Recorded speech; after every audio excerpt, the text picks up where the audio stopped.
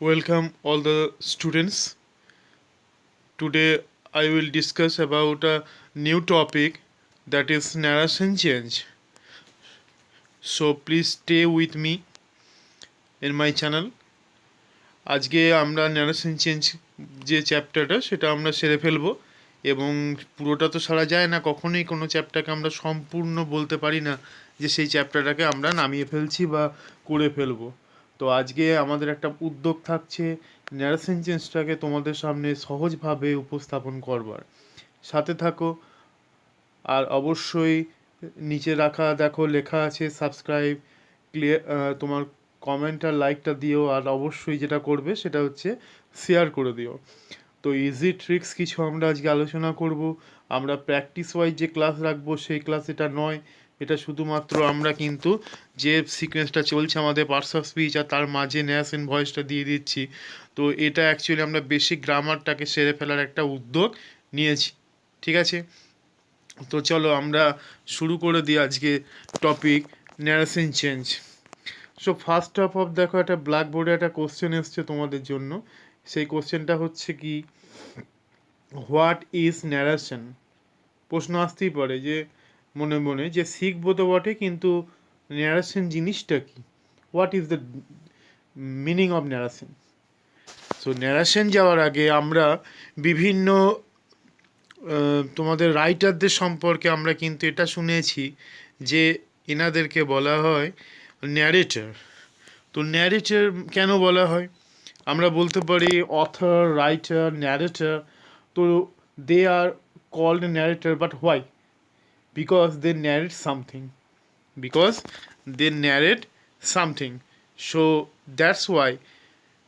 তার মানে এটা বোঝা যাচ্ছে যে তারা কিছু বর্ণনা করেন, অর্থাৎ যখন কোনো বক্তা কিছু বর্ণনা করেন তখন সেটাকে বলা হয় ন্যারেশন। অর্থাৎ কোনো একটা স্পেসিফিক লাইন বলছেন, অর্থাৎ তার মধ্যে দিয়ে কোনো একটা উক্তিকে কিন্তু ইঙ্গিত করা হয়েছে। তাহলে এই যে কোনো একটা উক্তিকে বোঝাতে চাওয়া হচ্ছে, সো দ্যাটস মিন ওই উক্তি হচ্ছে অ্যাকচুয়ালি ন্যারেশন।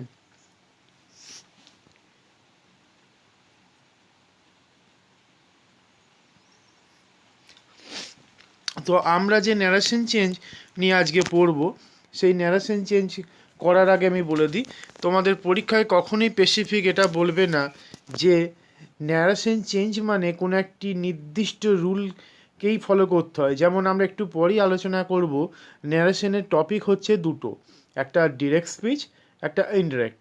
যেমন ভয়েসের ক্ষেত্রে আমরা পাবো অ্যাক্টিভ অ্যান্ড প্যাসিভ। সো আরেকটা কথা বলি, ওখানে যেমন আরেকটি বাড়তি আছে, সেটি হচ্ছে কোয়াসি প্যাসিভ বা ডাবল প্যাসিভ। সো এখানে কিন্তু সেরকম কোনো নতুন আর সংস্করণ তোমরা পাবে না।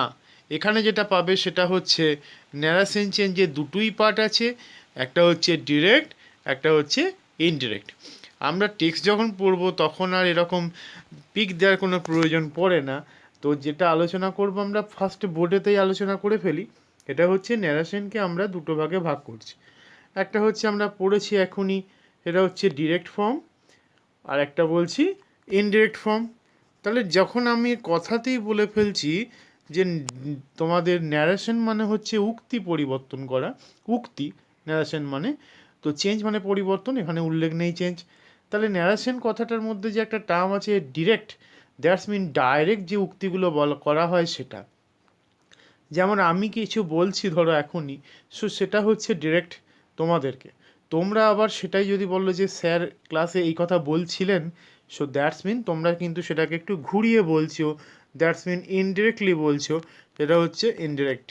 সে একটা ডিরেক্ট আছে, একটা হচ্ছে ইনডিরেক্ট, মনে থাকবে। এখন এই ন্যারেশনের কিছু পার্টস আছে, একটা সেন্টেন্সকে যদি আমরা হাতে কাছে পাই তাহলে কিন্তু ন্যারেশনের আমরা পার্টসটাকে পড়ে ফেলতে পারি যে ন্যারেশন অ্যাকচুয়ালি একটা মেন সেন্টেন্স থেকে কীভাবে চেঞ্জ করব। কিন্তু তার আগে অনেক কিছু আছে, একটু দেখে নেওয়া যাক, ঠিক আছে? তো চলো আমরা স্ক্রিনটা থেকে বেরিয়ে যাই এবং শুধুমাত্র পড়াটায় ফোকাস করি।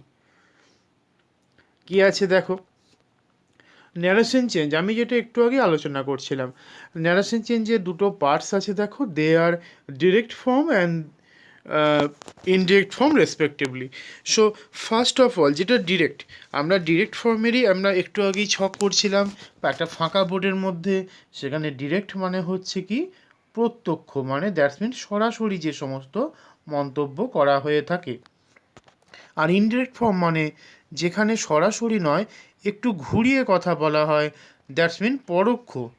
তাহলে এরকম পরোক্ষ আর প্রত্যক্ষ এই লড়াইয়ে পড়ে গেলে তো তোমাদের একটা চিন্তা হবে যে অ্যাকচুয়ালি জিনিসটা কি। সো তার জন্য আমাদেরকে একটু উদাহরণটা দেখে নিতে হবে। কি আছে দেখো, he said to me I play hockey. So the first sentence দেখো, এখানে একটু লেখা আছে, কমা আছে এবং কোটেশনের মধ্যে যে কথাটা বক্তা বলছেন, এখানে বক্তাকে হি, কাকে বলছেন, মি। তাহলে দেখো এই যে হি কথাটা দেওয়া আছে এটা হচ্ছে অ্যাকচুয়ালি লিসেনার, দ্যাটস মিন এল। আর যেখানে আমাদের মি আছে, সরি, যেখানে হি আছে সেটা হচ্ছে স্পিকার, আর যেখানে মি আছে দ্যাটস মিন লিসেনার, মানে তিনি শুনছেন, শ্রোতা। তাহলে সে আমাকে বলছে, কি বলছে, আই প্লে হকি, আমি হকি খেলি।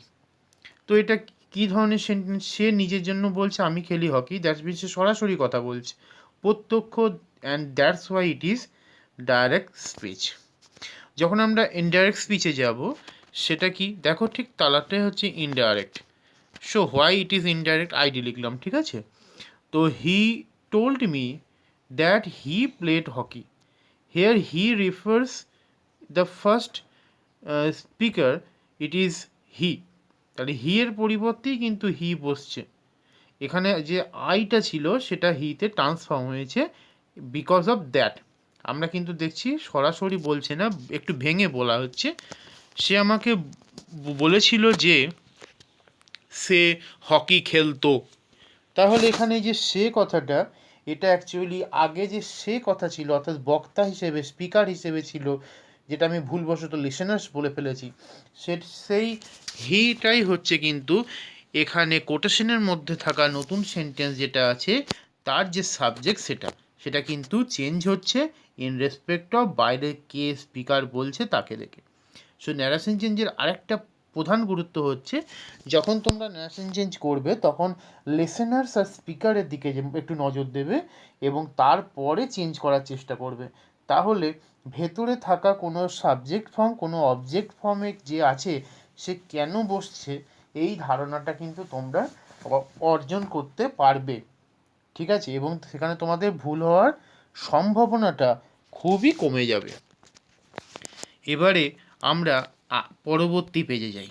কি আছে, রিপোর্টিং ভার্ব আছে আর রিপোর্টিং স্পিচ আছে।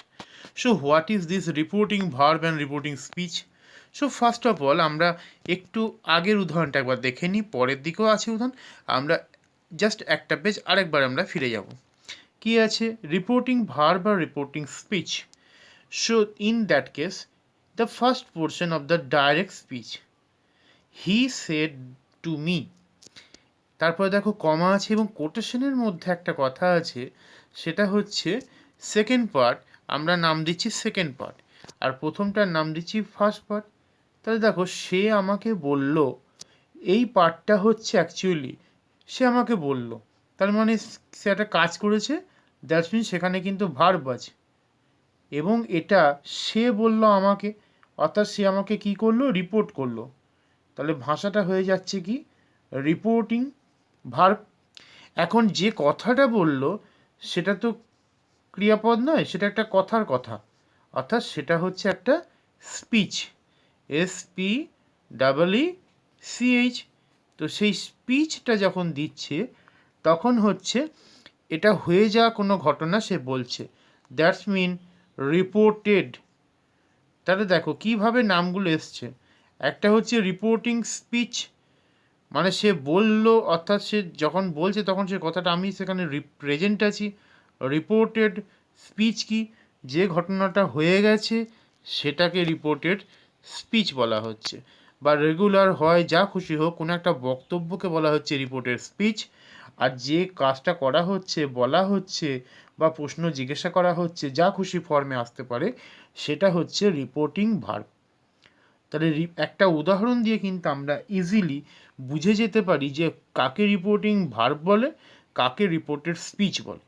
তো আমরা ন্যারেশন চেঞ্জের ফর্মুলাতে আমরা আবারও রিপিট করছি, ডাইরেক্ট স্পিচ, ইনডাইরেক্ট স্পিচ, আর তার সঙ্গে রিপোর্টেড স্পিচ, আর অবভিয়াসলি যেটা ইম্পর্টেন্ট, রিপোর্টিং ভার্ব।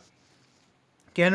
এই রিপোর্টিং ভার্বকে নির্দেশ করে কিন্তু পরবর্তীতে আমরা দেখব রুলসগুলোতে রিপোর্টেড স্পিচের পরিবর্তন কিন্তু হয়। ঠিক আছে? কোন ক্ষেত্রে হবে? যদি তারা আবার তুমি চেঞ্জ করে ইনডাইরেক্ট স্পিচের মধ্যে নিয়ে আসো। লাস্ট বাট দ্য লিস্ট আমাদের কিন্তু একটা জিনিস বলে দিতে হবে, সেটা হচ্ছে যদি ন্যারেশন চেঞ্জ পরীক্ষায় এসে যায় যে কোনো ছাত্রছাত্রীর ক্ষেত্রে, তো তখন দেখবে হয়তো বা ইনডাইরেক্ট স্পিচে দিয়ে তোমাদের আবার বলতে পারে ডাইরেক্ট স্পিচে এটা কি হতে পারে। ঠিক আছে? তো সব সময়তে ডাইরেক্ট থেকে ইনডাইরেক্ট হবে এর কোনো কিন্তু অর্থ নেই, বা এটা যে হবেই তার কোনো মানে নেই। ক্লিয়ার? ছোট্ট ক্লাস, আজকে ন্যারেশনে আমরা প্রথম পর্ব করব, এরপরে আমরা একদিন তোমাদেরকে উদাহরণ দিয়ে দিয়ে সেগুলোর প্র্যাকটিস সেটের মতো আলোচনা করে দেবো। নেক্সট হচ্ছে এই যে রিপোর্টিং ভার্ব আর রিপোর্টিং স্পিচ আমরা একটু আগে আলোচনা করে ফেললাম। এইবারে দেখো আমরা একটু অন্যভাবে তোমাদের রিপ্রেজেন্ট করছি। হি সেড টু মি, তাহলে সে আমাদের বললো, অর্থাৎ এই ব্যক্তি আমাকে বলছে, কি বললো? I want to meet you, আমি আপনার সঙ্গে সাক্ষাৎ করতে চাই। তাহলে দেখো ভালো করে, যে কথাটা বললো সেটা হচ্ছে, এটা ধরো অ্যাজ এ রিপোর্টার, সেই জন্য এই ছবিটা দেওয়া হয়েছে এখানে। তো এখানে he said to me, that portion is reporting verb, অর্থাৎ R V in short. R V হচ্ছে রিপোর্টিং ভার্ব। কি রিপোর্ট করছে দেখো, এটা তার মন্তব্য, সেটা কিভাবে লেখা আছে সেখানে আমরা লিখতে পারি রিপোর্টের স্পিচ, আর এস। তাহলে the concept of R V and R S I hope is clear. তাহলে যা বলা হচ্ছে সেই কোটেশনের মধ্যে, দ্যাট ইজ হচ্ছে রিপোর্টের স্পিচ, যাকে আমাকে পরিবর্তন করতে হবে, চেঞ্জ করতে হবে, কিসের সাহায্যে? রিপোর্টিং ভার্বের সাহায্যে। ওকে, যদি ক্লিয়ার হয়ে থাকে একটু কোটেশনে ঝাপ করে দিয়ে দিও তোমাদের কমেন্টগুলোকে, সেগুলোও কিন্তু আমি ধরে নেবো তোমরা ইনডিরেক্টে বলে ফেলছো, ডাইরেক্টে বলছো না কি, তাই তো? কেননা সেখানে তো sir I said to you sir বলে তোমরা লিখছো না। তো এগুলো হচ্ছে একটু জাস্ট রসিকতা। তো এবারে দেখো কনসেপ্ট অফ লিঙ্কার। কেন? আমি একটু আগেই তোমাদেরকে বলেছিলাম যে রিপোর্টিং ভার্বের রেসপেক্টে রিপোর্টের স্পিচটা চেঞ্জ হয় ইনডিরেক্টে। তা তখন চেঞ্জ হওয়ার সময় আমি একটা উদাহরণে দেখেছিলাম দ্যাট কথাটা ইউজ হয়েছে। তো দ্যাট কথাটা তো আচমকা আসতে পারে না, আমাদের ফর্মুলাতে আছে কমা আর কোটেশনের মধ্যে থাকা কিছু কথা। তাহলে এই কমা কোটেশনটা তুলে দিয়ে সেখানে কিন্তু লিঙ্কার ব্যবহার হয়ে থাকে। কোন সেন্টেন্সে হয়ে থাকে বা কোন ধরনের ন্যারেশন চেঞ্জে হয়ে থাকে? আমরা যদি ইনডিরেক্ট স্পিচে আলোচনা করি, পরোক্ষ উক্তিতে আলোচনা করি, তাহলে তখন কোথায় লিঙ্কারটা বসবে? তার ফার্স্ট আমাদের নিয়মটা আমরা একটু দেখে নিই। এটা হচ্ছে রিপোর্টিং ভার্ব যে সিকোয়েন্সটা আছে এবং রিপোর্টের স্পিচ যেখানে আছে, অর্থাৎ কমা কোটেশনটা উঠে গিয়ে কি বসছে সেখানে? লিঙ্কার। সো লিঙ্কার হিসেবে আমরা একটু আগে কি উদাহরণ দেখেছি? দ্যাট দেখেছি, তাই তো? তাহলে এরকমই আমরা দেখতে পারি ইফ বসতে পারে, ওয়েদার বসতে পারে, টু বসতে পারে, নিজস্ব নিয়ম অনুযায়ী বসবে, যেখানে যেটা নিয়ম হয়। আমরা নিয়মটাও কিন্তু আজকে আলোচনা করে দেবো, একটা করে উদাহরণ দিয়ে বোঝানোর চেষ্টা করব। ঠিক আছে? তো কনসেপ্ট অফ লিঙ্কার এটাই। লিঙ্কার হচ্ছে আমাদের এখানে আমরা ন্যারেশন অনুযায়ী লিঙ্কার বলতে বুঝি রিপোর্টিং ভার্ব বা রিপোর্টের স্পিচের মধ্যে একটা সম্পর্ক, যেটা কমা কোটেশনটাকে তুলে দিয়ে আমরা লিখতে পারি, সেখানে কিন্তু একটা লিঙ্কারের প্রয়োজন পড়ে। কোন ক্ষেত্রে লিঙ্কার প্রয়োজন পড়ে না সেটা আমি পরেও বলবো, এখন একবার বলছি। যদি কোনো সময় প্রশ্নবোধক বাক্যে আমরা WH যুক্ত কোনো ওয়ার্ড পাই, তখন এই লিঙ্কারের প্রয়োজন পড়ে না। এটা একটা জাস্ট বলে রাখলাম, তোমাদের মনে রাখা কর্তব্য, তোমরা মনে রাখার চেষ্টা করবে। আমরা এতক্ষণ ধরে যে লিঙ্কার বলছিলাম, সেই লিঙ্কারের একটা ছক আমরা রেখেছি। কেন বলবো ছক? এটাকে যদি মনে রাখা যায় তাহলে কোন সেন্টেন্সে কোন লিঙ্কার ইউজ করা হয় আমরা কিন্তু ইজিলি বুঝতে পেরে যাব, যদি মনে রাখতে পারি। তার আগে আমাদেরকে একটু আরেকবার আলোচনা করতে হবে how many types of sentences, কত ধরনের বাক্য কিন্তু আছে সেটা আমাকে প্রথম জানতে হবে। কত ধরনের বাক্য আমরা সেটা একবার পড়ে নিই। দেখো লেখা আছে অ্যাসার্টিভ, দ্যাটস মিন বর্ণনামূলক বাক্য। আমরা কালারটা একটু চেঞ্জ করি যেহেতু এখানে পড়া বোঝানোর ব্যাপার আছে। তো অ্যাসার্টিভ একটা সেন্টেন্স যার মানে হচ্ছে বর্ণনামূলক। অপটেটিভ বলে একটা সেন্টেন্স আছে যার উদাহরণ আমরা বলতে পারি মে গড ব্লেস ইউ, ঈশ্বর তোমাদের ভালো করুক। তাহলে এখানে দেখো তার মানে একটা প্রার্থনা সূচক বা ইচ্ছা প্রকাশকারী। আর একটা হচ্ছে এক্সক্লেমেটরি সেন্টেন্স যার মানে হচ্ছে আবেগ থাকবে, ফিলিংস থাকবে। Hurray we won the match বা we have won the match, এই যে টার্মগুলো, তাহলে সেগুলো কিন্তু অ্যাকচুয়ালি এটা কিন্তু এক্সক্লেমেটরি সেন্টেন্সেরই একটা উদাহরণ। তাহলে এটা বিস্ময়বোধক বাক্য। নেক্সট আছে 4 নম্বরে ইম্পারেটিভ সেন্টেন্স। আর দ্যাটস মিন এটাকে আমরা বলতে পারি অর্ডার বলতে পারি, আমরা এখানে অ্যাডভাইস বলতে পারি, আমরা একই আমরা রিকোয়েস্ট বলতে পারি, কমেন্ট বলতে পারি, যে কোনো, তার মানে অনুজ্ঞাবোধক বাক্য। ইন্ট্রোগেটিভ সেন্টেন্স তার মানে এখানে প্রশ্নবোধক বাক্য হয়ে থাকে। তো প্রশ্নবোধক বাক্যের আবার দুই ধরন আছে। একটা ধরে বলা হলো তোমার নাম কি, হোয়াট ইজ ইয়োর নেম। আবার এরকম হতে পারে is there you present now, আপনি কি এখানে উপস্থিত আছেন। তাহলে এখানে দেখো ইজ দেয়ার তার মানে সেখানে একটা কনফার্মেশন চাইছে, সেখানে কিন্তু কোথায় উপস্থিত কখন উপস্থিত না বলা হচ্ছে না। ঠিক আছে, ডু ইউ গো নাও, এই কথাগুলো যে, বা ক্যান ইউ কাম সুন, আপনি কি তাড়াতাড়ি আসতে পারেন। তাহলে এই যে অক্সিলারি ভার্বটাকে শুধু সামনে বসিয়ে দিয়েও কিন্তু ইন্টারোগেটিভ সেন্টেন্স করা যায়। আমরা সেন্টেন্সের 5টা সেন্টেন্স নিয়ে যে ক্লাস রাখবো তাতে কিন্তু এগুলো আলোচনা করে দেবো, তাই এ নিয়ে কোনো ভয়ের ব্যাপার নেই। আমরা জাস্ট একটু আলোচনা করেছি আজকে। WH ওয়ার্ড এই সেন্টেন্সটা যদি থাকে কোনো সেন্টেন্সে তখন কিন্তু নো নিড অফ লিঙ্কার, সেখানে কিন্তু কোনো লিঙ্কার প্রয়োজন নেই।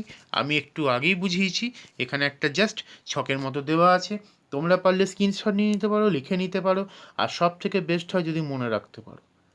ঠিক আছে, তাহলে আমরা প্রত্যেকটা লিঙ্কার কোথায় কি বসবে তার জন্য সেন্টেন্স করেছি আলাদা। এবারে কোন সেন্টেন্সে কোন কোন লিঙ্কার, ফার্স্ট যে 3টে ছিল অ্যাসার্টিভ, অপটেটিভ, এক্সক্লেমেটরি, তার জন্য কোন ধরনের লিঙ্কার বসবে, দ্যাট বসবে। ইম্পারেটিভ সেন্টেন্স যদি থাকে সেখানে কোন ধরনের বসছে, টু বসছে। ইন্টারোগেটিভ থাকলে কি হবে, যেখানে বসে সেখানে ইফ কিংবা হোয়েদার বসে। যদি সেখানে কোনো কনফার্মেশনের ব্যাপার থাকে তাহলে হোয়েদার, ইয়েস অর নো যেখানে থাকবে ডাউট থাকবে হোয়েদার, আর যদি না থাকে তো ইফ বসে যাবে ডিরেক্ট। তোমরা অনেক জায়গাতে অনেক শিক্ষক মহাশয় শিখিয়েছেন ইফটা বসালে কিন্তু ভুল হয় না, তো সেটা একটু নজরে রাখবে, চেষ্টা করবে বেটারটা লেখার। তারাও ঠিক বলেছেন। নেক্সট, এবারে আমরা ন্যারেশন চেঞ্জে কিছু রুলস আমাদেরকে মেনটেন করতে হবে, মেনে নিতে হবে। কেন বলছি, যারা কম্পিটিটিভ লাইনে পরীক্ষায় বসবে সেখানে কিন্তু একটা ব্যাপার ঘটে যায়, সেখানে হচ্ছে এরর কারেকশন থাকে।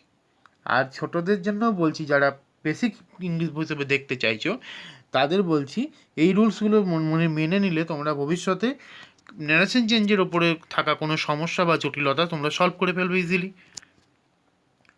No change in case of speaker, যে বক্তা তার কিন্তু পরিবর্তন হয় না। ন্যারেশন চেঞ্জে আমরা কিন্তু বক্তাকে ভয়েস চেঞ্জের মতো চেঞ্জ করতে পারি না। কীরকম ভয়েস চেঞ্জে ধরো এরকম লেখা আছে আই, ধরো আর একটু সহজ করে দিই তোমাদেরকে, আই কল ইউ, তাহলে এখানে কিন্তু কল শব্দটা চেঞ্জ করার সময় আমরা জানি আর কল্ড হতো, ইউটার সামনে যেত, এই যে আই শব্দটা চেঞ্জ হয়ে গিয়ে কী হতো, by me or to me. তাহলে এখানে দেখো আমরা যে নিয়মগুলো মানি সেখানে মি বসছে, আমার যেটা বোঝানোর কর্তব্য সেটা হচ্ছে এটা, অর্থাৎ আইটাকে কিন্তু মি করা হয়। কিন্তু এখানে যে সাবজেক্ট থাকবে স্পিকার হিসেবে যে বলছে কথাটা তার কিন্তু পরিবর্তন সেক্ষেত্রে হবে না। ঠিক আছে, ভয়েস চেঞ্জের মতো কিন্তু ন্যারেশন চেঞ্জে স্পিকারের পরিবর্তন হয় না।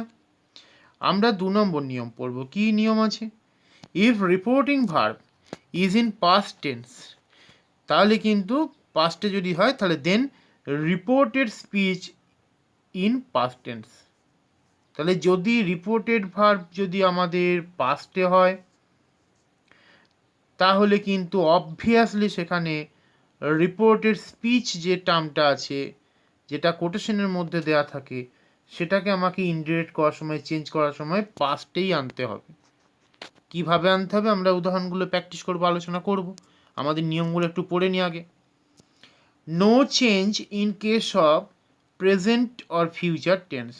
যদি সেখানে বাইরে প্রেজেন্ট টেন্স বা ফিউচার টেন্স লেখা থাকে রিপোর্টিং ভার্বের বাইরের পোর্শনটায়, তাহলে সেখানে কিন্তু আর রিপোর্টের স্পিচের পরিবর্তন হয় না।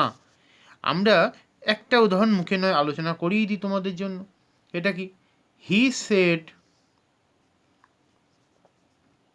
টু মি,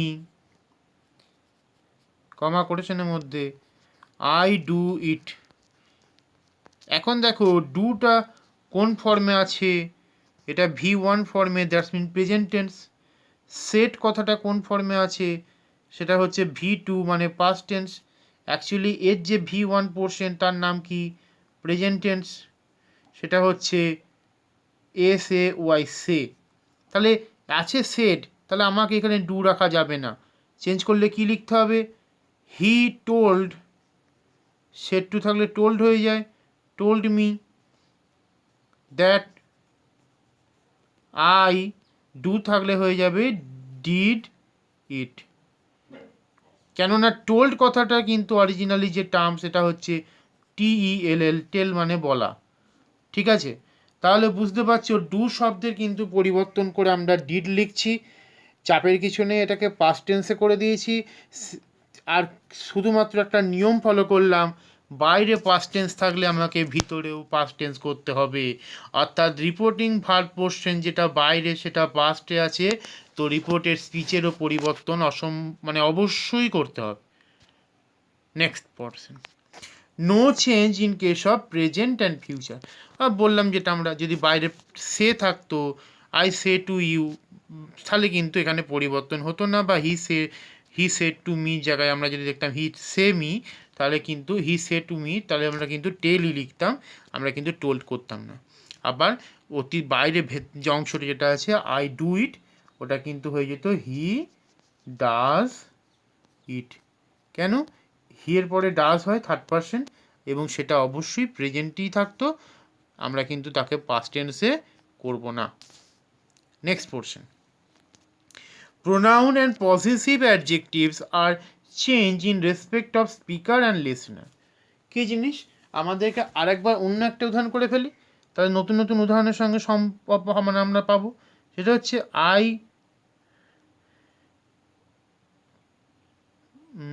আমরা আই দিয়ে না গিয়ে একটু সহজ করে নিই বোঝানোর জন্য। He said to you, I come শুন। তাহলে এখানে দেখো আমরা কিন্তু একটা জিনিস খেয়াল করছি, হি কথাটা কি আছে? সাবজেক্ট। তো তার জন্য আমাকে আই কথাটাকে কিন্তু পরিবর্তন করতে হচ্ছে, তখন মি হয়ে যাবে। আবার এখানে হি আছে বলে কিন্তু আমাদেরকে অবজেক্টিফাই মি থাকলেও আমাদের কিন্তু এখানে পরিবর্তনের সময় লিখতে হবে হি টোল্ড ইউ দ্যাট। আইটা কাকে এক্সপেক্ট করে আছে? যে স্পিকার বলছে, তাই এখানে আমাকে লিখতে হতো হি কেম সুন। ক্লিয়ার? তো এখানে কিন্তু আমরা দেখতে পাচ্ছি প্রোনাউনের একটা পরিবর্তন হচ্ছে। পজিটিভ অ্যাডজেক্টিভ মানে আমরা বলতে পারি, ধরো ইউ এর জায়গায় আমি যদি এখানে একটু অন্যভাবে লিখি তাহলে আরেকটু ক্লিয়ার হবে। সেটা হচ্ছে হি সেড টু মি। আমি বারবার করে লেখার চেষ্টা করছি অনেকগুলো উদাহরণ দিয়ে, তোমরা কিন্তু অবশ্যই কমেন্টে জানাবে। মি লেখা আছে, এবার নেক্সট আছে আই লাইক ইউ। তাহলে দেখো কিভাবে এর ক্ষেত্রে চেঞ্জ হচ্ছে। তো এখানে বা আই লাইক ইউর বুক, যে বইটা আছে সেই বইটা আমার পছন্দ। তাহলে এখানে দেখো ইয়োর কথাটা কার এগেনস্টে বসছে? মি। তাহলে কিন্তু ভেতরের অর্থাৎ অংশ, যেটাকে আমি ভেতরের অংশ বাইরের অংশ বলছি সহজ করে মনে রাখার জন্য, অর্থাৎ রিপোর্টেড স্পিচ আর রিপোর্টেড ভার্ব। তো এখানে রিপোর্টেড ভার্বে কাকে কোয়ালিফাই করা হয়েছে, কার উদ্দেশ্যে বলা হয়েছে? লিসেনার। আর কে আছে এখানে, মি আছে, তো এখানে ইয়োর বুকটা কিন্তু তাকে কোয়ালিফাই করছে, তাই ইয়োর না বসে চেঞ্জ হওয়ার সময় হয়ে যাবে মাই বুক। তাহলে এটা কিন্তু আমরা দেখতে পাচ্ছি পরিবর্তন হচ্ছে। ওকে, সো খেয়াল রাখতে হবে আমাদের এই ছোট্ট ছোট্ট ভুলগুলো যেন আমাদের লেখার সময় আমরা না করে থাকি। Next, in case of universal truth or habitual fact reported speech isn't change. Universal truth আর হ্যাবিচুয়াল ফ্যাক্ট কী জিনিস? যদি চিরন্তন সত্য কথা কিছু বলা হয়ে থাকে তাহলে কিন্তু পরিবর্তন সাধিত হয় না। কীরকম? আমি লিখলাম teacher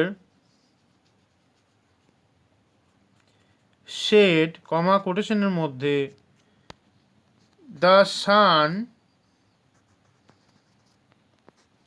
sets in the West. তাহলে কি অ্যাজ এ রুল এদিকে শেড আছে, দ্যাটস মিন এটা পাস্ট টেন্স অর্থাৎ V2-তে, তাহলে এখানে শেডস যে ভার্বটা আছে সেটাও কি V2-তে হবে? কোশ্চেন আসতে পারে। হবে না। কেন হবে না? এটা একটা চিরন্তন সত্য কথা, ইউনিভার্সাল ট্রুথ, তাই ডিরেক্ট লিখতে হবে দ্য টিচার সেড, দেন আমরা অ্যাপ্লাই করব কমা কোটেশনের জায়গায় লিঙ্ক আর that and then the rest, the sun sets in the west. কেননা সূর্য পশ্চিম দিকে অস্ত যায়, এই পোর্শনটা একটা চিরন্তন সত্য বা ইউনিভার্সাল ট্রুথ, তাই আমরা পরিবর্তন করতে পারবো না। ঠিক আছে, এটাও একটা কিন্তু ন্যারেশন চেঞ্জের rules. Reporting verb in the past tense, কি সেটা? Nearest of time and place, সেটা পরিবর্তন হয়ে যায় distance of time and place. অর্থাৎ পাস্টে লিখতে গেলে অনেক কিছুর পরিবর্তন আমরা কিন্তু লক্ষ্য করব। যেমন দিস থাকলে হয়ে যাবে দ্যাট, একটা সিম্পল উদাহরণ বোঝাচ্ছি। যদি বলা হয় দিস পেন, তার মানে এটা নিয়ারেস্ট আছে বলে দিস। আমরা সেই পেনটা কি পরে যদি বলি ওই যে পেনটা, তার মানে দ্যাট পেন। তাহলে ওই পেনটা আমি দূর থেকে বলবো। আমি যখন কোনো টার্মে লিখবো ওই, ও হর্ষই, তার মানে এটা কিন্তু অনেকটা দূরের কিছু বোঝাচ্ছি। আর আমি যেই বললাম এই পেনটা, সেটা মনে হচ্ছে কাছাকাছি পড়ে থাকা কিছু জিনিস। বুঝতে পারছো? অর্থাৎ নিয়ারনেস যেটা আছে টাইম অ্যান্ড প্লেসে, সেটাই কিন্তু আমরা দেখব পাস্টে যখন লিখছি, তার মানে বোঝাচ্ছে এটা কিন্তু অনেক আগে ঘটে গেছে, বা এটা কিন্তু সেই তৎকালীন সময়ে বা সেই নির্দিষ্ট সময়ে যে স্পিকার তার কাছাকাছি নেই বা যে লিসেনার তার কাছাকাছি নেই সেটা। কেননা পরে পরোক্ষ উক্তিতে কিন্তু কথাটা বলা হচ্ছে। আমরা কীভাবে পরিবর্তন হয় সেটা আমরা কিন্তু ব্ল্যাঙ্ক পেজের পর আবার একটা নতুন পেজে দেখে নিচ্ছি। In case of today, then হয়ে যাবে that day. In case of now, এটা হয়ে যাবে দেন, আর আমি একটু ঘুরিয়ে বলতে পারি at that moment. In case of yesterday হয়ে যাবে দ্যাট ডে বিফোর বা দ্য ডে বিফোর। নেক্সট হচ্ছে ড্যাশ ডেজ এগোজ, তোমাকে যদি বললো এখানে যে 100 ডেজ এগোজ, 100 দিন আগের ঘটনা, কি হয়ে যাবে চেঞ্জ করার সময়? রিপোর্টিং ভার্বে যখন আমরা দেখব, রিপোর্টিং স্পিচে আমরা যখন দেখব ইন্ডেক্স স্পিচে, তখন হয়ে যাবে 100 ডেজ বিফোর। ঠিক আছে, এগোটা বিফোর হয়ে যায়। লাস্ট উইক হয়ে যাবে the last before. Next year হয়ে যাবে দ্য ফলোয়িং ইয়ার, পরবর্তী বছর। কেননা যে বছর বলছে সেই বছরে তো ঘটনাটা নয়, তুমি পরে বলছো। তাহলে আরও কিছু আছে, উদাহরণ আমরা দেখে নিই। কী আছে? টুমোরো যদি থাকে তখন বলেছে পরবর্তী দিন অর্থাৎ আগামী দিন, এখন তো নয়, তাহলে তখন হয়ে যাবে দ্য নেক্সট ডে বা দ্য ফলোয়িং ডে। কারণ সেই দিনের টাইমে আমার কেসটা যদি এরকম হয় যে আমি 30 তারিখের ঘটনা বলছি দিয়ে টুমোরো বলছি, আমি ঘটনাটা হয়তো পরের মাসের 15 তারিখে বলছি, তখন কি আর টুমোরো হবে? হবে না, সেটা হয়ে যাবে পরের দিনের কথা বলা হয়েছিল বা যে দিনটা আসছে সেই দিনে। তাহলে সেই জন্য এই কথাগুলো আমরা ইউজ করব ইনডিরেক্ট স্পিচে।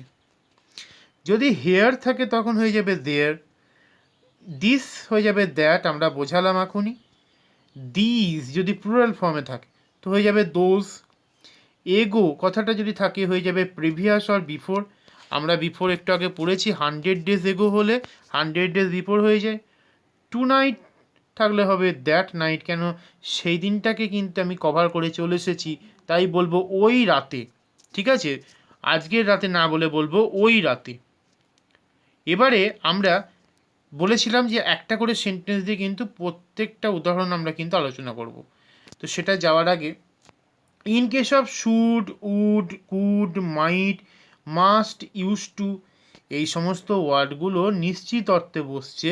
তো তার জন্য এগুলো যদি বাক্যে ব্যবহৃত হয়ে থাকে আমরা কিন্তু এদেরকে চেঞ্জ করতে পারি না। কেন পারি না? একটা উদাহরণ দিতেই হবে। এটা হচ্ছে আই সেড, কমা কোটেশনের মধ্যে I use to, I use to go by car, আমি গাড়িতে করে যেতাম। তাহলে এখানে ইউজ টু মানে হচ্ছে একটা হ্যাবিচুয়াল ঘটনা হয়ে যাচ্ছে, আগেকার ডেলি মেনটেন করে কিছু কথা বলা হচ্ছে। তো তার জন্য এদিকে পাস্ট আছে বলে এদিকে পাস্টটা আরও পাস্টে হবে না। ইন কেস অফ আমি একটা আলোচনা করে বলে দিই, এদিকে পাস্টের ক্ষেত্রে দেখা যাচ্ছে সিম্পল পাস্টে লেখা আছে, তো এদিকে পাস্ট পারফেক্ট বা কোনো রকম চেঞ্জ হবে না।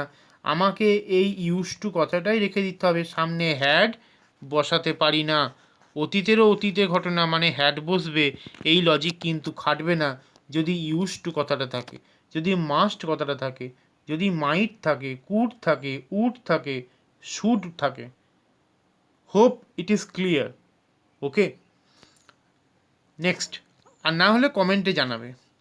আমরা 5টা সেন্টেন্স আলাদা আলাদা করে আলোচনা করব। শেষ পোর্শন আমাদের আলোচনার আজকে অ্যাসার্টিভ সেন্টেন্স, যেখানে বর্ণনামূলক আমরা অনেকগুলো আলোচনা করে এসেছি, তবুও তোমাদের সাতটা একটা করব।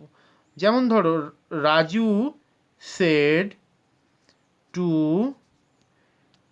হিজ ফ্রেন্ড, কি বলছে কথা আমরা দেখি, কমা কোটেশনের মধ্যে আই shall play ফুটবল, আমি ফুটবল খেলবো। চেঞ্জ করলে কি হবে, কি রুল? সেট টু পোর্শনে হয়ে যাবে। ফার্স্ট অফ অল আমরা কালিটা চেঞ্জ করিনি, তাহলে বোঝাতে সুবিধা। সেট টুর জায়গায় হয়ে যাবে টোল্ড। কমা কোটেশন যেখানে আছে সেখানটায় কি হয়ে যাবে, সেটা হয়ে যাবে দ্যাট। এবারে আইটা হয়ে যাচ্ছে রাজু, তার মানে বসবে হি। শ্যালের জায়গায় হয়ে যাবে, অতীতের শ্যাল হয় না, হয়ে যায় শুড প্লে ফুটবল। তাহলে পুরো কথাটাকে আমরা একটু কান আছে একটু খুলে রাখি, দিয়ে দেখি স্যার কি বলছেন। Raju told his friend that he should play football, এটা হচ্ছে অ্যাকচুয়াল আনসার, যেখানে আমরা দ্যাট বলে একটা লিঙ্কার জুড়ে দিচ্ছি। ক্লিয়ার? আমরা চলে যাব পরবর্তী সেন্টেন্স, যেখানে আছে ইম্পারেটিভ সেন্টেন্স, সব থেকে সহজ সেন্টেন্স তোমাদের চেঞ্জ করার জন্য। সেটা কি? ধরো এরকম লেখা আছে, মাদার সেড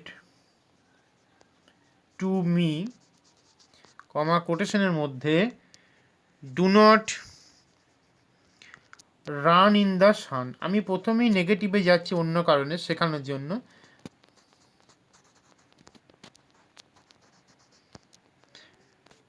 রৌদ্রে দৌড়াদৌড়ি করো না। চেঞ্জ করার সময় দেখো এই ধরনের টার্মগুলোতে ডু কথার আগে কি কোনো ডু কথার আগে আমরা কোনো সাবজেক্ট দেখতে পাচ্ছি? নেই, সেখানে ভার্ব দিয়ে শুরু। তো অ্যাজ ইট ইজ ভার্ব দিয়ে শুরু, আমরা চেঞ্জ করব অন্যভাবে। তার আগে আমরা সেট টু পোর্শনটাকে দেখি কি করা যায়। মা বলছেন রৌদ্রে দৌড়াদৌড়ি করো না, তার মানে মা সেখানে আমাদেরকে কি করছেন? অ্যাডভাইস দিচ্ছেন, একটা উপদেশ দিচ্ছেন। এসিডি অ্যাডভাইসড, কে? মাদার। কাকে দিচ্ছেন? মি। এবারে যেহেতু সাবজেক্ট দিয়ে নেই তাই দ্যাট বসবে না, টু বসে যাবে, এবং টু বসার কারণে পরবর্তী যে ভার্বটি আছে সেটা প্রেজেন্টেই বসবে। টু প্লাস প্রেজেন্ট ফর্ম, সেইটা আমাদের মাথায় রাখতে হবে। চেঞ্জ করার সময় কি করব? Mother advised to do run, মানে শুধু রান, দৌড়ানো, ইন দ্য সান, কিন্তু একটা জিনিস এখানে বাদ যাচ্ছে, সেটা কি? নেগেটিভে বলেছিলেন রৌদ্রে দৌড়াদৌড়ি করো না, তো এই নটটা তো টু এর পরে বসে না, নটটাকে আমরা টু এর আগে ইউজ করে দেবো, not to run in the sun. তাহলে mother advised me not to run in the sun. তোমরা বলতে পারো মা বারণ করেছিলেন, তার মানে ফরবেড বা নিষেধ করা, তখন হয়ে যেতে পারে মাদার ফরবেড, অ্যাডভাইসের জায়গায় কিন্তু আমরা ফরবেড কথাটা উল্লেখ করতে পারি, এবং তার কারণে তখন কিন্তু আর নটের প্রয়োজন পড়ে না। বারণ করার কথাটা যদি কেউ লিখে থাকো, তো আমি জানি তোমরা অনেকেই ভালো জানো, তো তখন নট কথাটাকে আমরা কিন্তু বাদ দেবো। তাহলে এই ধরনের সেন্টেন্সে একটা জিনিস বোঝা যাচ্ছে, অ্যাডভাইসড, অর্ডার্ড, রিকোয়েস্টেড যদি কোনো জায়গায় কথাতে আমরা দেখতাম প্লিজ কথাটা দেওয়া আছে, তো তার মানে কিন্তু রিকোয়েস্ট করা হচ্ছে, অনুরোধ করা হচ্ছে। তো সেই ক্ষেত্রেও কিন্তু আমরা টু দিয়েই বাক্যটিকে জুড়ব, অন্য কিছু দেওয়ার প্রয়োজন সেক্ষেত্রে নেই। আমরা আরেকটা সেন্টেন্সে যাব, সেটা হচ্ছে ইন্টারোগেটিভ সেন্টেন্স। কি সেটা? আমি দেখো দুটো সেন্টেন্স লিখবো এক্ষেত্রে। একটা হচ্ছে হি সেড টু মি, কমা কোটেশনের মধ্যে, ডু ইউ মেক টি, তুমি কি চা তৈরি করতে পারো? এটা একটা প্রশ্ন। আর একটা প্রশ্ন আছে, একই রকম রাখছি, হি said to me, comma what is your name. তাহলে দুটো বাক্য আমি এই কারণে লিখলাম, দু রকমের প্রশ্ন হয়, আমি আগেই বলেছি, তো সেটার জন্য। এবং সেখানে উত্তর করব, দেখো he said to me do you make tea, এখানে ডু এর আগে কি কোনো ডাবলুইজ আছে? নেই। তাহলে আমি লিখতে পারি হি আস্কড মি হোয়েদার, ইউটা কাকে কোয়ালিফাই করছে? মি কে, তো হয়ে যাবে আই। অতীতকালে মেকটা তো চেঞ্জ করতেই হবে, মেড, তারপরে হচ্ছে টি, দিয়ে ফুল স্টপ আকারে বাক্যে আমাকে পরিণত করতে হবে। তো তার আগে আমাকে কিন্তু লিখতে হচ্ছে হোয়েদার। আমি কি চা করতে জানি? তার আগে আমি লিখলাম হি আস্কড মি। তাহলে পরিবর্তনটা তোমরা দেখো, এখানে কিন্তু একটা লিঙ্কারের প্রয়োজন পড়েছিল, হোয়েদার। কেন প্রয়োজন পড়েছে? ভয়েস চেঞ্জের মতো এখানে কিন্তু আমরা প্রশ্নবোধক চিহ্ন কিন্তু দেবো না, কোয়েশ্চেন মার্ক কিন্তু এখানে আর নতুন করে প্রয়োজন নেই। ঠিক আছে, বাকি লজিক কিন্তু একই আছে, লিঙ্কার বসেছে। ডাব্লিউএইচ এর বেলায় কী হবে? হি আস্কড, কাকে? মি। এবার দেখো ডাব্লিউএইচ ওয়ার্ডটা বসিয়ে দেবো, হোয়াট। এবারে ইয়োর নেমের জায়গায় লিখবো, কার নাম জিজ্ঞেস করা হয়েছিল? আমার নাম। মিকে কোয়ালিফাই করেছে, সেটা হয়ে যাবে মাই নেম। অতীতকালে ইজ বসবে না, বসবে ওয়াজ দিয়ে ফুল স্টপ। তাহলে এক্ষেত্রে লিঙ্কারের কোনো প্রয়োজন পড়ল না, অর্থাৎ লিঙ্কার এখানে নেই, কোনো দরকার নেই, আমরাও দেবো না। তাহলে তিন ধরনের সেন্টেন্স কিন্তু আমরা ব্ল্যাঙ্ক বোর্ডে আলোচনা করে ফেলেছি। আর দুটো আছে, চ্যাপ্টার শেষ। অপটেটিভ সেন্টেন্স মানে যেখানে ইচ্ছা বোধক বাক্য, প্রার্থনা সূচক।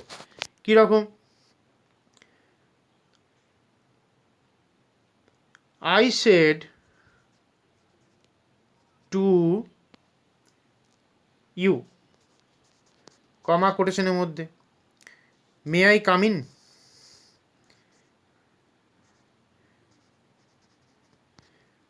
তো এখানে মে আছে, অনুমতি চাইছি, তো এটা প্রার্থনা করছি, তাহলে আমরা লিখতে পারি আই প্রে ইউ দ্যাট। অতীতকালে হয়ে গেলে আয়ের জায়গায় আই থাকছে, মেটাকে শুধুমাত্র আমরা মে ফর্মেই রাখবো, চেঞ্জ করবো না, শুধু পাস্টে বসিয়ে দিচ্ছি, মাইট। নেক্সট বলছি কাম ইন।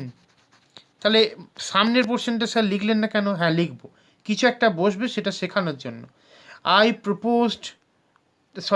প্রেড, PRAYED, আমি প্রে করলাম, কাকে? ইউ। আমি প্রার্থনা করলাম বা আমি অনুমতি চাইলাম, তাহলে কি অনুমতি চাইলাম? আমি কি ভেতরে আসতে পারি? তাহলে এখানে দেখো দ্যাট কথাটা কিন্তু লিঙ্কার হিসেবে বসেছে, পরে মে কথাটাকে আমরা V2-তে বসিয়েছি, মেন ভার্বের পরিবর্তন করা হয়নি, অক্সিলারি চেঞ্জ হয়ে গেছে, এবং এখানে সামনে একটা কিন্তু নতুন কথা এসছে, সেড টুর জায়গায় প্রেড কথা করে দিয়েছি। তাহলে অপটেটিভ সেন্টেন্সে আমরা প্রে, উইশ করা, প্রে করা এগুলো কিন্তু লিখতে পারি। যদি বলা হতো মে গড ব্লেস ইউ, তখন কিন্তু সেখানে উইশ করা হচ্ছে, তো আমরা প্রের জায়গায় কিন্তু মে গড ব্লেস ইউ থাকলে কি লিখতে পারি, সেখানে লিখতে পারি উইশড। আমি কিন্তু তার জন্য উইশ করছি। Is it clear? যদি ক্লিয়ার হয়ে থাকে অবশ্যই কমেন্টে জানাবে। আজকে ক্লাসের শেষ চ্যাপ্টার যেটা হচ্ছে এক্সক্লেমেটরি পার্ট, অর্থাৎ আবেগসূচক বাক্য, সেখানে আমাকে কিন্তু কিভাবে চেঞ্জ করতে হবে একটু দেখে নিই। সেটা হচ্ছে লেখা থাকলো দে সেড, কমা কোটেশনের মধ্যে hurray, HURRAY, sorry H, hurray, we have won the match. তাহলে দেখো আমরা বলছি we have won the match, এখানে কিন্তু পরিবর্তন হবে কি, শুধুমাত্র এদিকে পাস্টে আছে, তো আমাকে এদিকে পাস্টে আনতে হবে, তার মানে হ্যাভ পোর্শনটাকে চেঞ্জ করে কি করতে হবে, হ্যাড। আর কিছু পরিবর্তন নেই, হ্যাঁ লিঙ্কারে দ্যাট বসবে, কিন্তু এখানে একটা আমরা কিন্তু এক্সক্লেমেশন সাইন দেখছি, হুররে। বাংলায় বললে একে আমরা বলতে পারি আবেগসূচক অব্যয়। সো দ্যাটস ওয়াই এখানে শেডের সঙ্গে যা বসবে সেখানে আমাকে পরিবর্তন করতে হবে। কী পরিবর্তন হতে পারে, দে, অবাক হয়ে যাওয়া, আমরা এখানে একটা ভালো ওয়ার্ড ইউজ করে দিচ্ছি এক্সক্লেমড, দে এক্সক্লেমড উইথ, তারা আনন্দ প্রকাশ করছে জিতে গিয়ে, তাতে তো কেউ কাঁদবে না, জিতে গিয়ে আনন্দ করছে, তো জয়। কি আনন্দ করছে, দ্যাট। এখানে উইটা কাদের কোয়ালিফাই করেছিল, দে, তাহলে দে। এবারে অতীতকালে কি হয়ে যাবে, হ্যাড, দেন হয়ে গেল ওন দ্য ম্যাচ। তাহলে এই যে নতুন একটা আমরা শিখলাম এক্সক্লেমেশনে, সেখানে আমরা দেখতে পাচ্ছি exclaimed with joy, exclaimed with sorrow, যদি দুঃখ হতো, এই সমস্ত ওয়ার্ড কিন্তু আমরা বসাতে পারি এক্সক্লেমেটরি সেন্টেন্সের ক্ষেত্রে। আমরা পরবর্তী আর একটা ক্লাস রাখবো যেখানে ন্যারেশন চেঞ্জের প্র্যাকটিস সেটের অনুসারে ক্লাস করাবো, অনেকগুলো প্র্যাকটিস সেট থাকবে কোশ্চেনের, তোমরা কিন্তু ক্লাসগুলো রেগুলার দেখতে থাকো। আমরা কিন্তু আস্তে আস্তে ক্লাসের সংখ্যাটা বাড়াতে শুরু করেছি, এটা নতুন চ্যানেল, তো যারা অন্য চ্যানেল থেকেও, একটা চ্যানেল আছে আমার পড়ানো, শেখানোর লিঙ্ক দিয়ে দেওয়া হয়েছিল, একটু অবশ্যই সাবস্ক্রাইব করো, ঠিক আছে? তো কেমন লাগছে অবশ্যই কমেন্টে জানাবে, অন্য ক্লাসগুলোর মতনই। Thank you.